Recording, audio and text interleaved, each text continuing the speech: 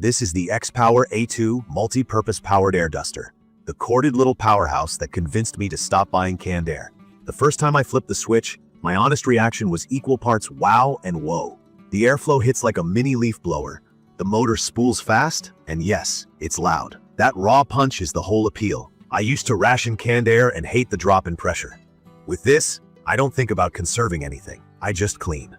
Key features that stood out to me: a 500-watt motor rated around 90 CFM, 2 speeds, a light 2.3-pound ABS plastic body, a 10-foot power cord, a simple washable intake filter, and a bunch of push-on nozzles. It's basic but tough, more tool than toy. The shape is practical, the handle is comfortable with a natural thumb rest, and the feet keep the intake off the table so it can breathe. Nothing fancy, just built to move a ton of air. From my experience, 2-speed control matters more than I expected. Low is still strong. I use it for keyboards, laptop vents, and the back of monitors where cables are everywhere. High turns it into that mini leaf blower. I've blasted dust out of a mid-tower PC from a couple feet away, cleared sawdust off my bench, and even used it as a pump for inflatables with the included adapters. The airflow doesn't fade, doesn't get cold, and doesn't spit propellant. That last bit is huge for electronics. No more mystery moisture from a tilted can. On the PC side, it's become a weekly habit. I pop the side panel, hold each fan blade with a finger or a cotton swab so I'm not overspinning bearings, and work in short bursts. I stay grounded by keeping a hand on the case and prefer the low setting near open boards and RAM slots. Static is a common worry with blowers like this.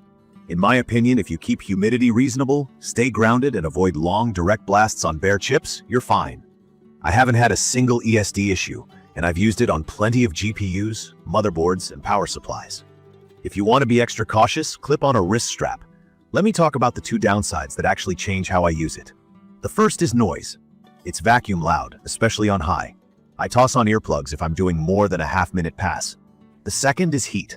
After a few minutes of continuous use, the housing gets warm and the air runs hot. I treat it like a shop tool. Short bursts, let it breathe, and it never becomes a problem. The plus side of warm air is faster drying when I'm clearing water from a rinsed filter or a damp keyboard keycap set. Now the part that annoyed me the most, the push-on nozzles. They're friction fit, no twist lock. When I hit high, a couple of them have shot off like tiny rockets. It's funny once, not great after that. My workaround is simple but not ideal. I press the nozzle fully, give it a firm twist to seat it, and hold it as I ramp up the power. A bit of painter's tape around the collar helps on stubborn ones. If that sounds like something you don't want to deal with, I'd point you to the A2S variant with screw-on nozzles and a gentler low speed. You give up some attachments, but the connection is secure. For me, I stuck with the A2 because I like the full spread of tips. The narrow cones for heat sinks, the flat air blade for shelves and car mats, the brushes for keys and mesh filters, and the pump adapters for airbeds and pool floaties. It's perfect for anyone tired of cycling through canned air and ready for a permanent tool. I use it on PCs, consoles, routers, shop vac filters, window tracks, the inside of my car, and even to push pet hair out from under the couch before vacuuming. That one tool for everything vibe is what changed my habits. I clean more often, I'm more thorough, and I don't think about the cost per blast. Speaking of cost, the payoff hit me fast.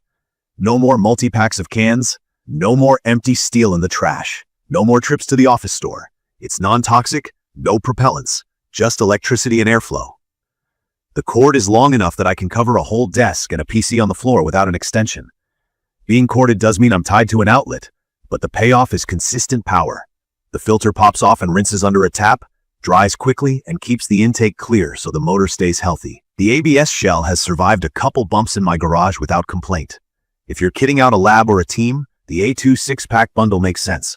I've been using a single unit. The hardware and experience are the same. In my opinion, the A2 is about honest, brute airflow and long-term value. It trades polish for power. If you need quiet or you're sensitive to loud tools, it will bug you.